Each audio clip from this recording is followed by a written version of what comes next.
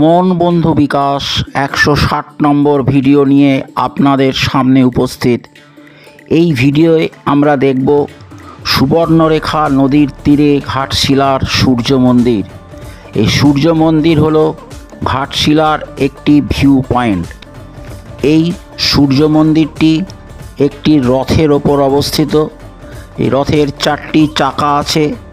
মন্দিরের সামনে আছে সূর্যদেবের 7টি ঘোড়া, আর এই রথের সারথি একটি মজবুত আসনের ওপর বসে ঘোড়াগুলোকে চালনা করছে। মন্দির পরিক্রমার ব্যবস্থা আছে।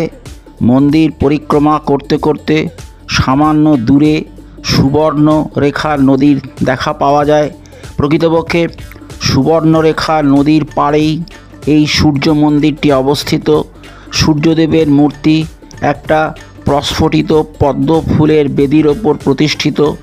সূর্যদেব সামনের দিকে চেয়ে আছেন এবং দেখছেন সারথির সুনিপুণ রথ চালনা।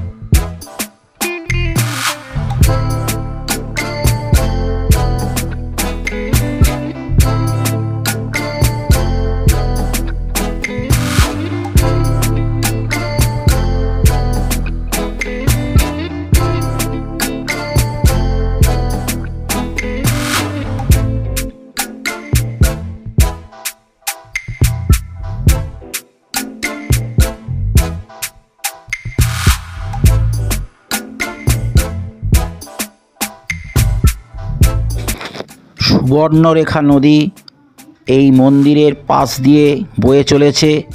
এখানে একটা ঘাট আছে। অনেকগুলো সিঁড়ি ভেঙে একেবারে নদীর কাছে পৌঁছে যাওয়া যায়।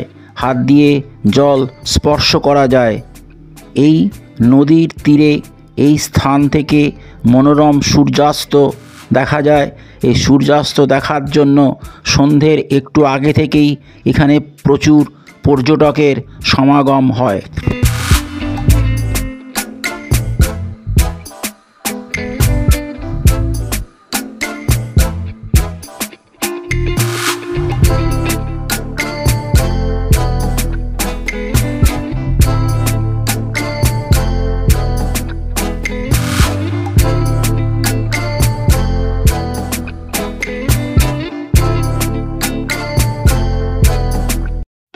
ভিডিওটি এই পর্যন্তই।